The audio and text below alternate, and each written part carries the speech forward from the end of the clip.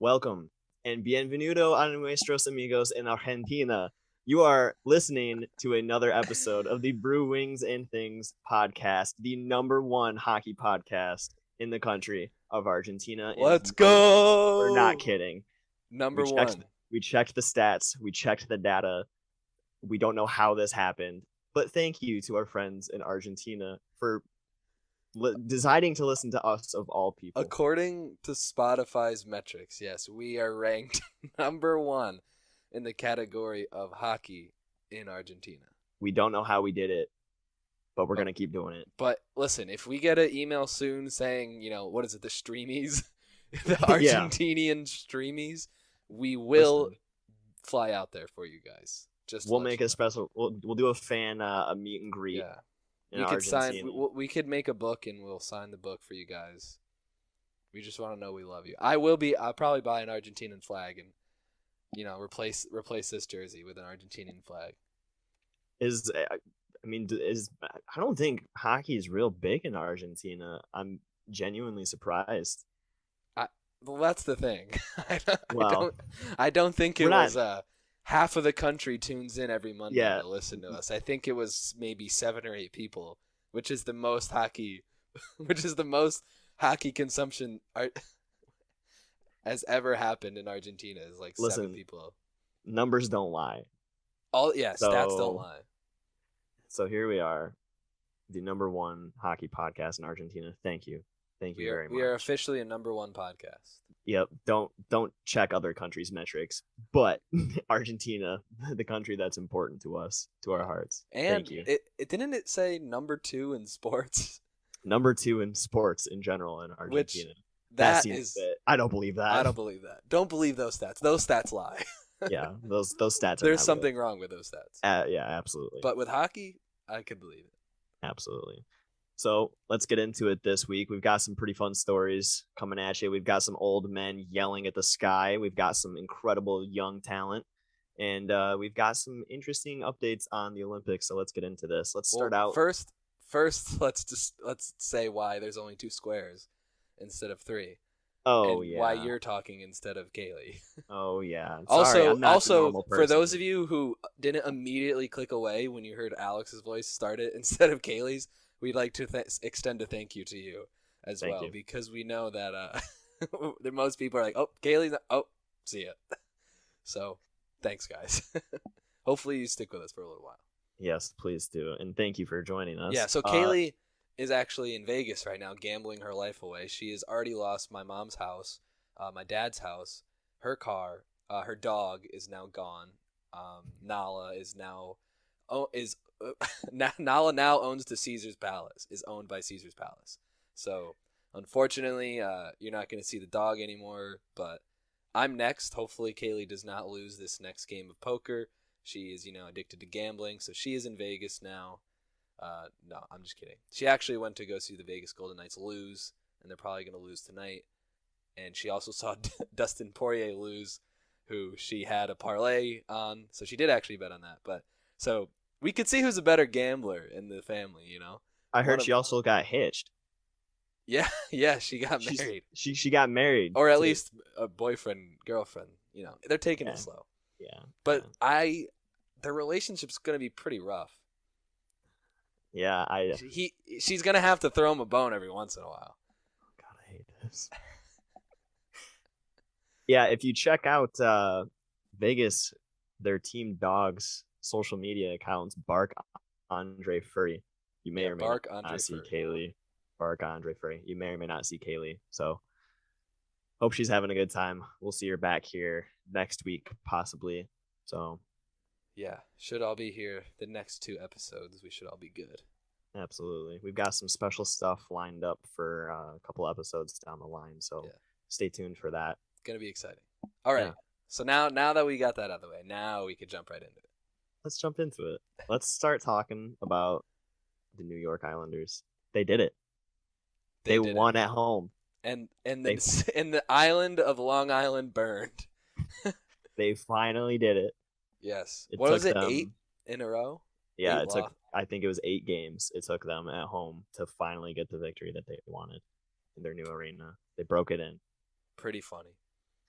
but they had to beat the New Jersey Devils to do it. And honestly, the Devils are not a bad team this year. They're a fringe team, but they're a tough team to beat. It's kind of like, I not to talk about the Red Wings, but it's kind of like playing the Red Wings. It's not like a free game anymore.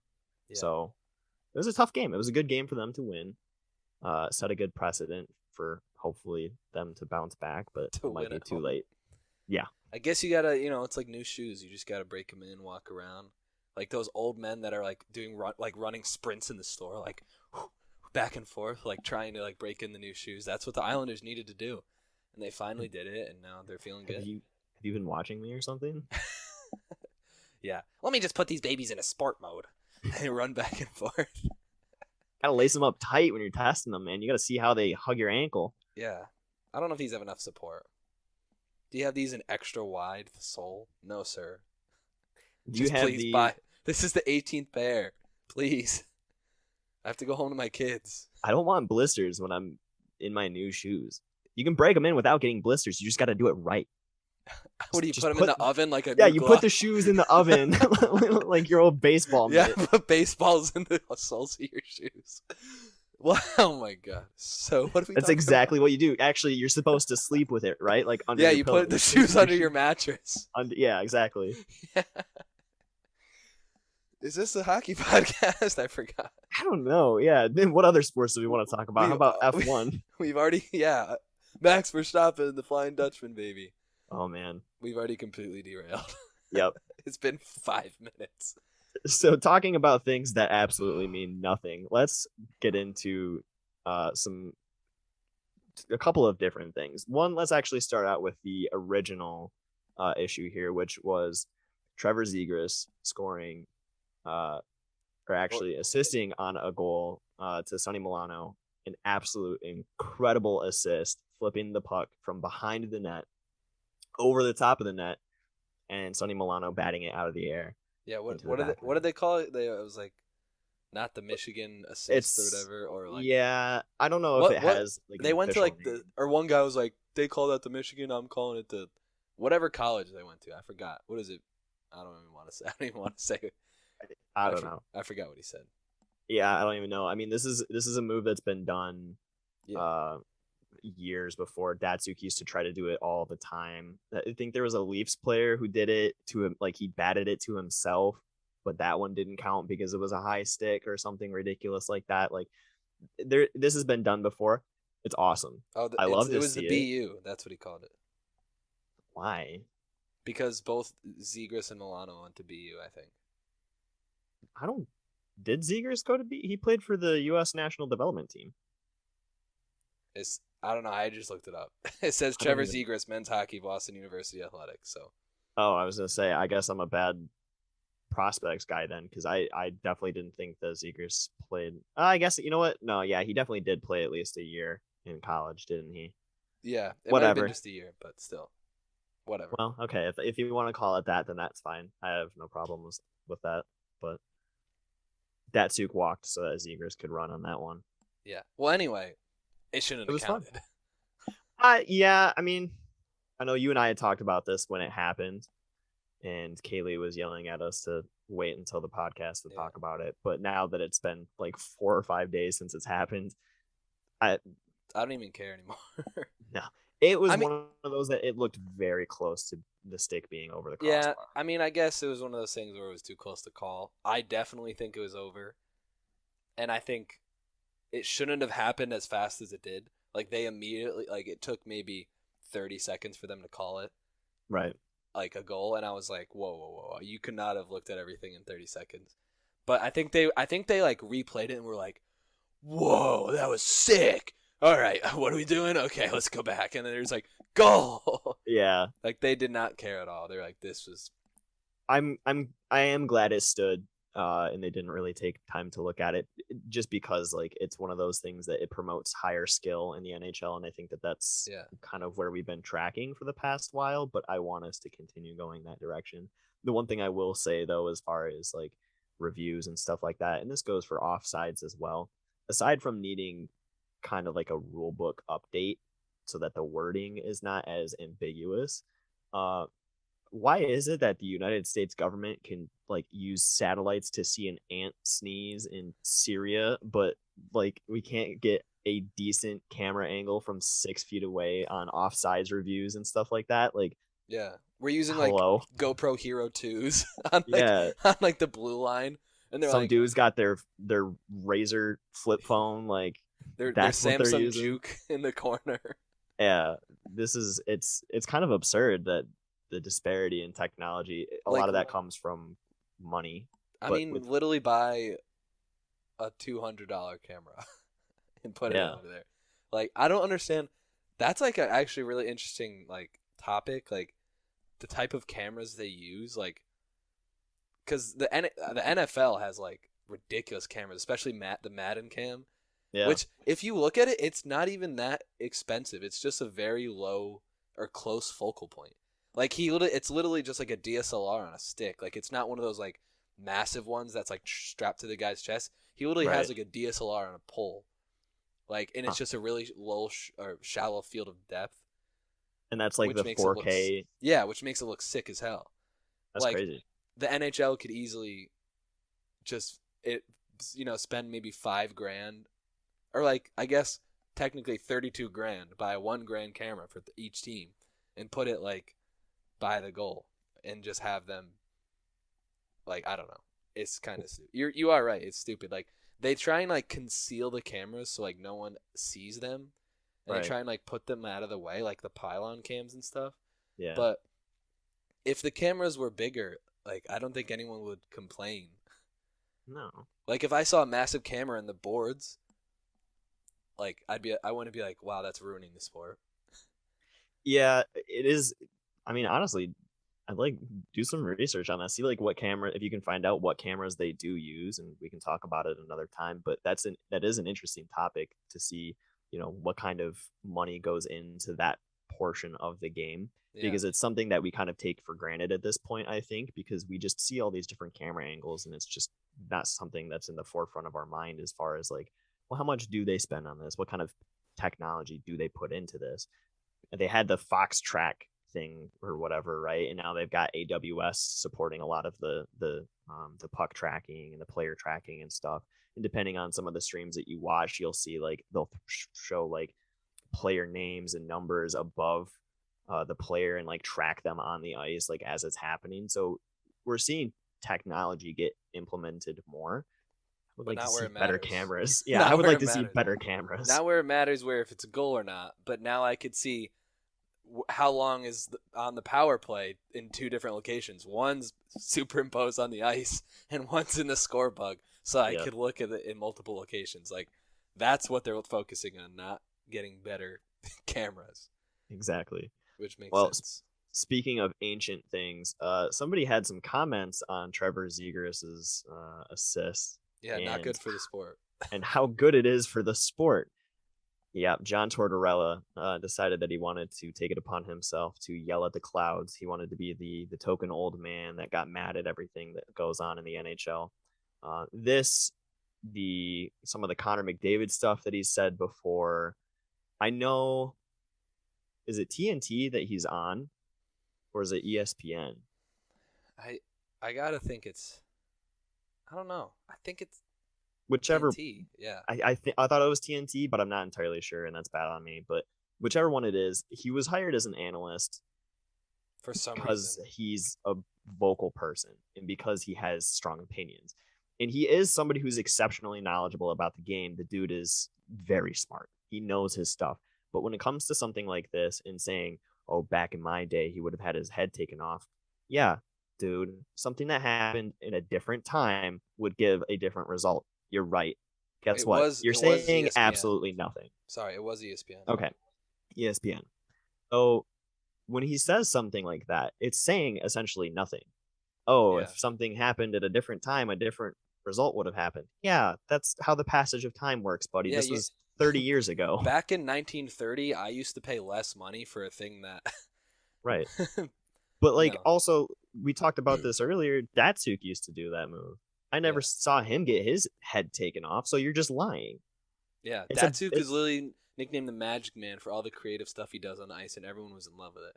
He was like the guy that players growing up in the early 2000s and coming into the league and stuff would look at and be like, I watched his highlights.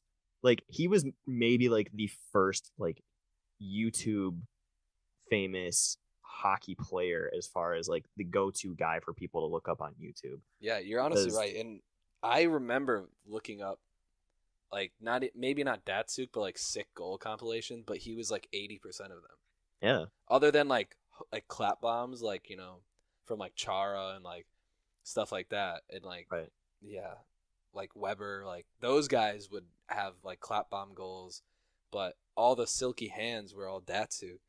You know, in the early 2000s, or not early 2000s. Yeah, like late. The early into mid 2000s. Like 2008, like around there. Yeah. When YouTube actually came out. Right. I remember watching that, and it didn't inspire me, but if I was a young hockey player, it definitely would have been like, oh, that's so cool. Right. Like a little kid is like in his room watching this, and he sees, you know, Zegras make that pass. He's gonna be like, ugh, that is not good for the game. I would take his head off if I was on the ice if he did that to me. Like, right. What? It's dumb. It's a dumb take, and it's kind of, I guess, what you expect from a guy who's known to be like the old hockey head kind of guy. And as much as like I would still kind of like to see Torts coach again in the league, knowing that he's got that kind of mentality and knowing what he said about McDavid, where he's like, yeah, he scores lots of goals, but you know, how's his 200-foot game? First of all, it's a lot better than you think. It's actually pretty good considering he scores as much as he does. The dude's on pace for like 170 points, and he's still decent defensively. So, I mean, what do you want? Do you not want him to score goals? Do you not want this to be a fun league?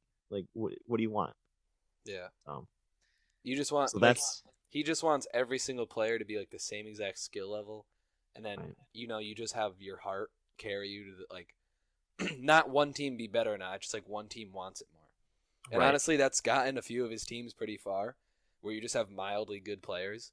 Like, I think he's just like right. Anti-superstar. And you know what? I think you're probably right. He's had those teams, like when he coached in New York and when he coached in Columbus. They didn't really have those number one all-star players. I mean, in New York, I mean, he had Henrik Lundqvist, but that's not a skater, right? So he didn't have that guy who was out there carrying the team. Yeah, and Bobrovsky too. Well, right. Yeah, so you're probably not wrong. He's seeing this from the aspect of, I don't have a whole lot to work with, but I'm getting the most out of these players. And good coaches can do that. And that's what makes him a good coach. Some of his tactics aren't necessarily the best. There's arguments around whether or not some of his thought process are borderline abusive, which in some cases they can be. I mean, we saw what happened with Mike Babcock and the way that he treats players. I would like to hope that Torts isn't nearly as bad as that, but he walks a line. So that's one of those that if there's a coaching opportunity in the NHL in the near future, I wouldn't mind seeing him come back, but I would like it to be monitored closely, I think. Yeah. So moving on to actions that John Tortorella would love. Jacob Trouba hit Chicago's Jujhar Khaira and knocked him out probably before Jujhar even hit the ice. Jacob Trouba saw the suicide pass that Seth Jones put onto Jujhar Khaira's stick. Seth, what are we doing? Stop doing that. And launched himself upwards into Jujhar Khaira's head, knocking him out, knocking him onto the ice. Jujhar had to get sent to the hospital where he seems to be okay. All indications say that right now he's fine. He was awake that night in the hospital.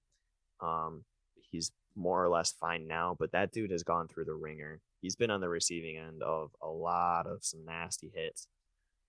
But the resultant from this is Jacob Trouba did not get any supplemental discipline from the Department of Player Safety. Multiple angles do show that this hit was in the head, and it was principal point of contact was the head. It was not, driven through the body. It was shoulder to head. I don't know how many times we have to see something like this happen where a player gets their brain turned to jello. We've seen Gary Bettman out loud basically say that CTE doesn't exist. So this is going to continue to happen. Yeah. It's really sad to see. Cam, what do you think?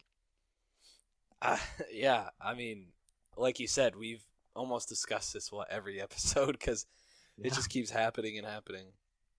And obviously we can't do anything about it, but we could just keep saying that it's ridiculous, and more people should really pay attention to like how ridiculous it is. I mean, even like the NFL, I almost have to say like they've actually been doing an okay job, where it's almost like people are actually complaining at like not targeting because that's like college, but like hit to the head, like unnecessary roughness. Like they've been getting penalties for less. Like there's been penalties where it hasn't been that, right? And they give it to them. And I think the NHL is almost afraid of the opposite. Like, or they're afraid of that happening. Essentially, they're afraid of the NHL becoming like the NFL, where something happens, it's actually a clean hit, and you get called for it, and then you get reamed. You know, you get your ass chewed out, and that's what the NHL is, I think, afraid of. That they're gonna suspend. But the thing is, like, you could review it. So why? Like, how could you not? I don't know, man. I'm trying to help the NHL out right here, but I'm trying to do my best. What I would say to that is, you know, they decided that they wanted to crack down on cross checks this year, right? That was their whole off-season plan. Is they're apparently, instead of addressing the entire rule book, they're picking a rule at a time, and they're like, all right, this year we're going to focus on this thing. Yeah. This year we're going to focus on this. This year's was cross checks. There was actually, I don't remember who tweeted this out. This was towards the middle part of November, I think it was. They tweeted out some metric about the number of cross-checking calls called per game, or the number of penalties called per game, or something like that. The first week and a half of the season, it was up like double from where it was last year, which that's what they wanted, right? They want to call the cross-checks when they happen. And what that'll end up doing is getting rid of cross-checks. Usually not that quickly, though, because by week 3, they were back down below where they were last year. Like I said, they are getting the outrage where that wasn't a cross check. Oh, sorry. Okay. This is almost one of the things where the NHL needs to bite the bullet until players learn not to cross check people as much. Literally, yeah, like I said, like the NHL, where you're gonna get those calls where it's not. I kind of understand that the NHL, a 15-yard penalty is different than a 2-minute man advantage, you know. So there's a sense in that, but like you said, like a certain biting of the bullet needs to happen, where you have a balance between, okay, we're actually gonna enact some change, and we're just gonna let players beat the crap out of each other still. Like it's still gonna be, you know, and I almost think, I know cross checking is, you know, still dangerous, but hits to the head are way worse in my opinion. Yeah. You know, like you have the worst case scenario, a cross check, you do get a spinal injury, like what happened with Larkin, but that is, you know, recoverable, and it's not like you don't go. It's few and far between your kids because you have anger issues because you got a spine injury. Like you get a head injury, that's what you go do. Right. Yeah, it's the lasting effects are worse with head injuries typically, and also the regularity that they happen with respect to the number of times that those hits happen. Yeah, they're definitely the severe head injuries are definitely more frequent. I mean, these are things that happen anyway, just as a result of playing hockey. But the more that you can mitigate that, the better. And these seem like very obvious things to avoid. That Trouba hit was a very obvious one to avoid. And I've seen a lot of discourse online because I'm very online. And people are saying, oh, you know, Jujar should have had his head up. That doesn't matter. Nowhere in the rule book does it say you can't hit a player in the head unless they're not looking, and then it's free game. That's not what the rule book says. It is on all of the rules. It's worded differently. And this is where, again, like there's inconsistencies in the rule book. But for the most part, it's worded to the point that the person who's throwing the hit is the one that's responsible for the safety of the other person. You can't just throw a random wild hit and hit somebody in the head just because they're not looking. That doesn't mean anything. You can hit your responsibility. Like, go ahead, definitely take advantage of someone not looking and hit them. Yeah. Just don't splatter their brains all over the ice. It's not hard. Yeah, that's exactly my take in that situation. Yeah, Trouba absolutely should have rocked him. Teach him not to have his head down. Don't hit him in the head to do it. Yeah. There's very easy ways to keep yourself tucked and down to hit somebody through their body instead of launching upwards, shoulder into their head. It's very easy to avoid that. And even worse, now he probably doesn't even remember that game, and now he won't learn his lesson. Well, there you go. So moving on to something a little bit less destructive. The All-Star voting for the NHL has opened up. So you can go to the NHL website and start voting for the captains for each division. This voting is open until, I had this up earlier, I believe it is the 8th of January. It is Saturday, the 8th of January. You can go to nhl.com/all-star-ballot. And each ballot that you submit is a chance to win a trip to the 2020 Honda NHL All-Star Weekend in early February in Vegas. So that's really fun. And you can vote up to 10 times per day. You have to log into the NHL to do it. You can make a free account. You just have to sign up your email. But I recommend everybody go and do this. And obviously for the Atlantic Division, go and vote for Lucas Raymond or Moritz Seider, obviously. But that being said, it is interesting. You and I were talking about this earlier, that they're having an all-star game on top of the Olympics. So what do you think about that? I don't know. Like, I guess it's okay. Like, but I always was under the impression that it was all-stars, all-star, all-star, Olympics. All-star, all-star, all-star, Olympics. And it would go like that. And they would rotate, obviously, and wouldn't have it in the same year. And I don't know if this is me not remembering, but I'm pretty sure I know they haven't done the Olympics in a while. Like, the NHL players haven't been in the Olympics in how long? Like, they weren't there last time. I think it was 2014. Years? Yeah, so I don't know. I don't really like it. I feel like it almost puts the players at a disadvantage when you're playing in the All-Star game. I know it's like fun and like no one really cares, but I mean, I wouldn't be surprised if like some players like opt out of it. Like I know like in baseball, and like you could opt out of like the All-Star game, and you could opt out of the home run derby and stuff. Like, right. I just see like if you really want to play for your team and like win them a gold medal, like you're not gonna go play like in this fun skills competition and game. I know you're not gonna get like injured or anything, but like you probably could be practicing with the players you're gonna be playing with instead of playing with, you know, instead of dangling between Gatorade bottles on the ice. Right. So I don't know. I think they should just, I know it's a big marketing event and they're losing money through the game, the Olympics anyway, the NHL. So I'm sure they're just using this for a cash grab because they want to make their money back, which makes sense. Right. So, you know, and especially it being in Vegas too, they're going to make like so much friggin' money off of this. Yeah, that's huge. It's going to be definitely a lot of festivities around this one, specifically because it's in Vegas. Yeah. It is interesting to know. I just wanted to take a look at it. The men's Olympic ice hockey, the first two qualification games start on February 14th and 15th, and the All-Star game is on the 4th and the 5th. So it does give at least a little bit of time between for players who need to travel over to China if they're going at this point, which we'll talk about later. So there's enough time, I think, for them to maybe rest up if that is the case, if that's what they want, which is good. But I think you're right. It is a lot.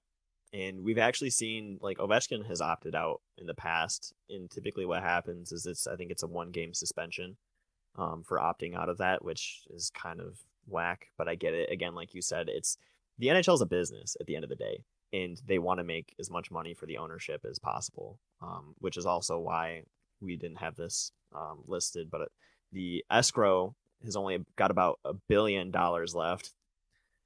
It's just an insane amount of money. So the players only have to pay the owners back $1 billion now. Let that one sink in, because that's how money works here. So they've got about 4 more years. It looks like the salary cap is going to go back up starting in 2024. I think it said 2025. So that's good news as well.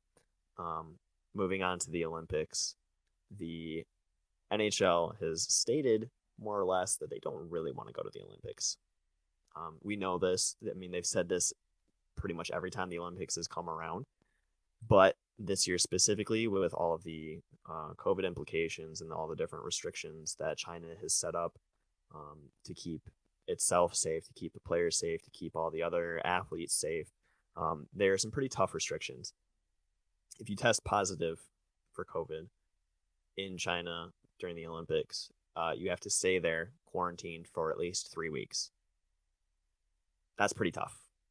That means if a player, the last game, the bronze medal matchup is slated to take place on February 19th. That means if the player is supposed to leave the day after, on the 20th, and they test positive for COVID, they have to stay until the beginning part of March, at least. That's a significant amount of time to miss for a team. So a lot of teams are already kind of thinking, do we want to send our players to the Olympics? Do we even want to let this happen?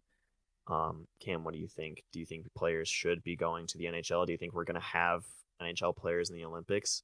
They have apparently until, I think it's January 10th, the NHL does, to opt out without penalty to the IOC. It's tough. It is a tough situation, and I understand. I understand where they're coming from. As a fan, I want to see it. I think it's so sick. Like, it's literally just a bunch of all-star teams. But it's like, your home country. Obviously, you don't want America to win, or, Team Beijing, Team China to win. Right. But it's, especially now, like, it's a tough situation where they did the Summer Olympics. Right. And I think for the most part, it went off pretty well. Like, I don't remember hearing any big news about, like, anyone catching anything in the Olympics. So they do know how to do it. They do know how to be safe. Right. So I guess I'll say I would do it.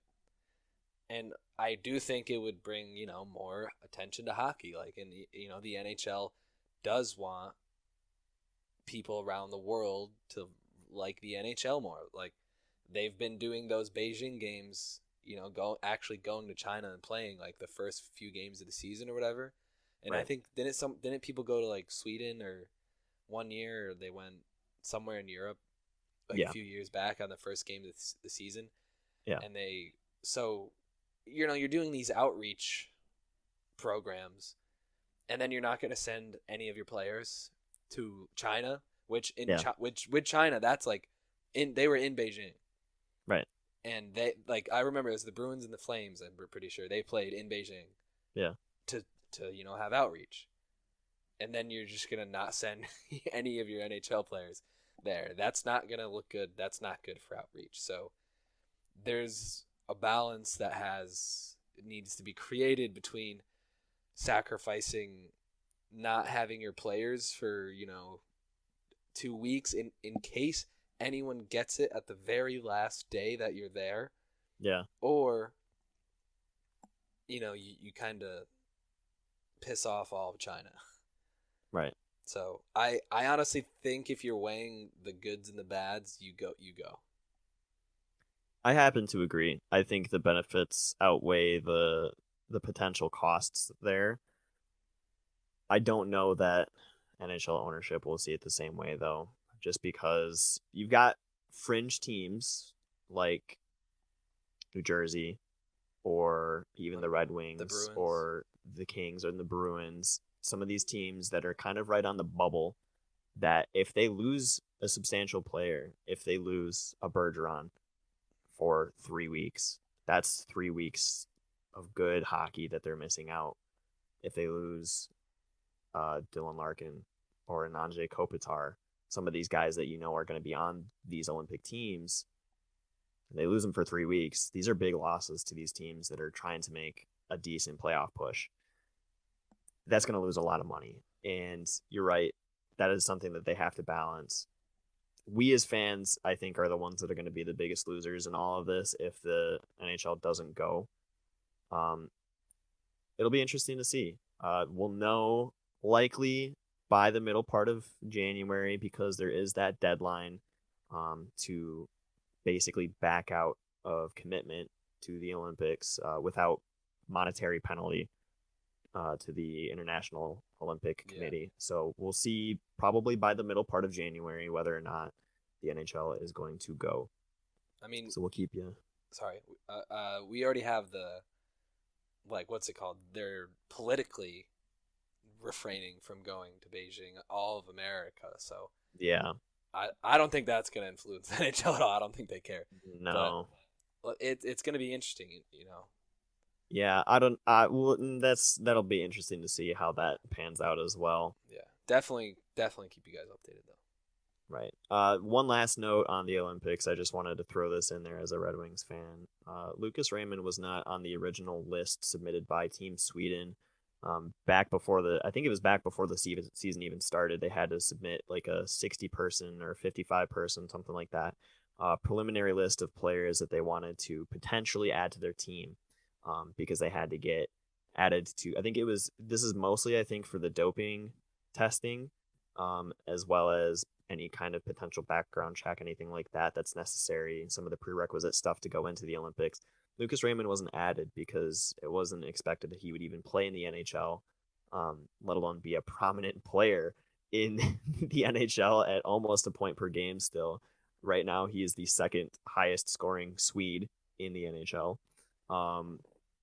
So he had to get a special request submitted, basically, like a protest request by Team Sweden to the Olympic Committee. And they're not super keen on it, apparently. Nothing official has come out yet as far as I've seen. They have not denied their request, but it's not looking great, according to all sources that I've seen in Sweden. I had to translate a couple of different articles, but so that's not looking good for Lucas Raymond. I'm very sad for him, but by the time that the Olympics rolls around next time, he'll be 23, so it's fine.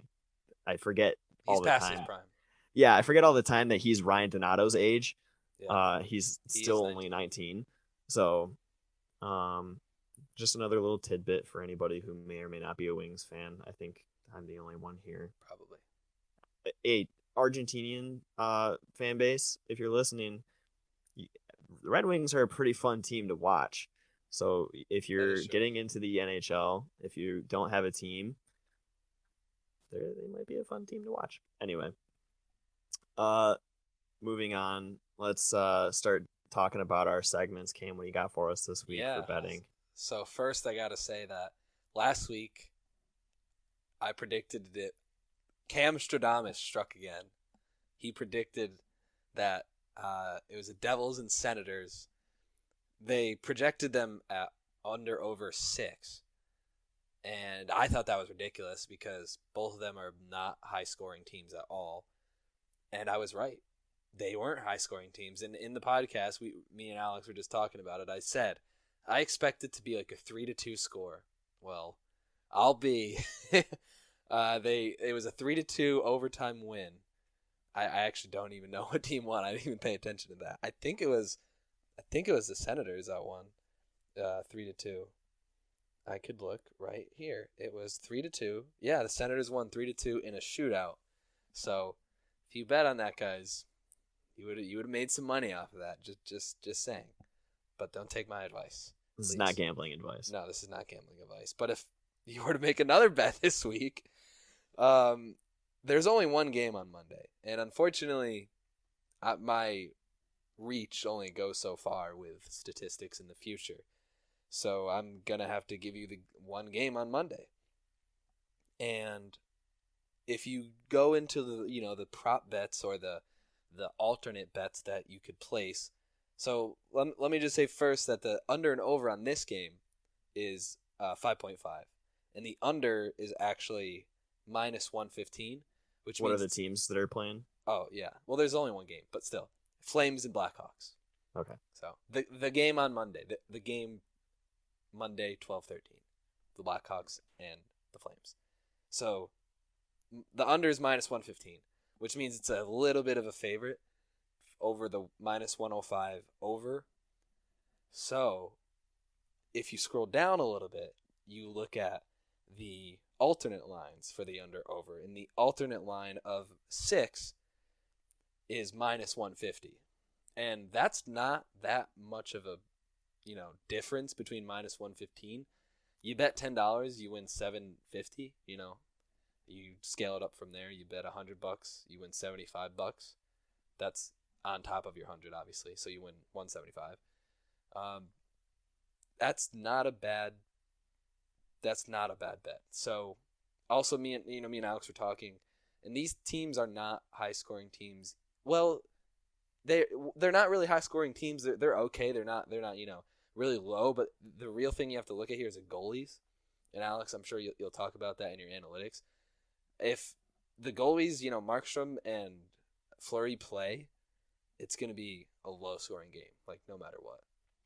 So my advice to you guys, which is not advice, because I would never give you legal betting advice, because that's bad and you should never bet, is bet the under. minus 6. So alternate line under 6. Perfect. Yeah, and let's take a look at some of that supporting evidence here about the goalies. First, though, before we talk about that, let's talk about a defenseman who is scoring a lot of goals. Moritz Seider. Well, sure. Yeah, let's talk about Moritz Seider. He's not really scoring that many goals, but he's doing pretty well. I thought you were going to say that. No. I'm actually not starting out the segment talking about the Red Wings rookies, who are still doing very well, by the way. Very well. But Cale Makar is currently on pace for 46 goals. The last defenseman to score 30 goals, Cam, do you know by chance who it was? Just off the top of your head, would you know? I have a feeling it's a Bruin. No, it is not. No, it's not. Okay. I thought you were asking me because it was a Bruin. Wait, last defenseman to score, what is it, 30 or 40? 30. Probably Zetterberg. I'll give you Zetterberg. Excuse me. Just kidding. He's not a defenseman. I know. Don't do that to me. Was it like Subban? He did play for the Red Wings, not when he was doing this, but he did play for the Red Wings at one point in time in his career. I don't know. It was a metropolitan team. It was Mike Green when he played for the Washington Capitals. I mean, that dude was like the offensive defenseman guy during the mid 2000s into the early 2010s. Totally forgot about him, honestly. Yeah. Well, I mean, he played for the Red Wings, and then his career waned out at the end there, and so that's understandable. Yeah. I wonder how he and his cat Bananas are doing. Of course you know that. I know the name of his cat. Yeah, that's weird. His cat's adorable. But anyway, Cale Makar actually, by some of the metrics that I'm looking at, is currently leading the goals scored above expected. So that's how just absolutely insane he's scoring right now. He is on pace for 46 goals. I mean, if he gets anywhere, if he sniffs 40, I mean, that's insane. Like, we may see him win the Norris this year. Adam Fox is still playing fantastic hockey himself. So it's going to be a tight race, just kind of like how it was last year. Charlie Coyle is playing. Charlie McAvoy is playing really, really well too. So it'll be interesting to see the race to the top there for the Norris Trophy this year. Guys who aren't scoring that well, Jonathan Taves is down there towards the bottom. Alex Radulov is scoring at a really low pace, which is off for him because he's a goal scorer. Jonas Donskoy for Seattle is not scoring too well. Goalies that are still killing it. Markstrom, obviously, is still doing really, really well. Vasilevsky is still an amazing goalie. Jack Campbell, Igor Shesterkin. So these goalies are staying consistently towards the top there. Guys like Carter Hutton and Philip Grubauer are still playing really bad. I mean, Philip Grubauer is still playing really bad hockey. I don't know what it is. It seems like every 6 shots against him goes in. It's bad. I don't know what it is. I don't think Seattle's even playing bad defensively. They're putting up decent goals in front of him as much as they can. I think if he was playing anywhere near 900 hockey right now, Seattle would be in a playoff spot, but they're struggling. That said, teams that are scoring a lot of goals, Washington's scoring a lot of goals. I saw another stat earlier that showed that Alex Ovechkin leads the league in 5v5 points, and he's got like 36 5v5 points or something like that. It's been 28 games. Like, the guy is playing out of his mind. And this is all happening at 5v5, and he's always been known as like the power play killer.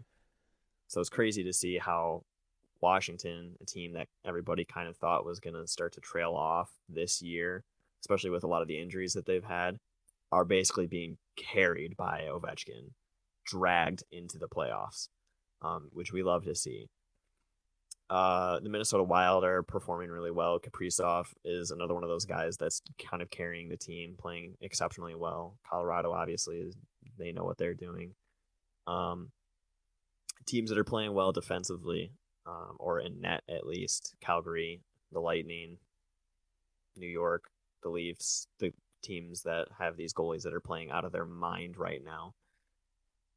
Special teams, I mean, Edmonton is scoring still at like 30-something%, I think, on their power play, which that's just insane. There's no way that you can beat something like that when you've got McDavid and Draisaitl on the ice at the same time. I don't know how any teams survive.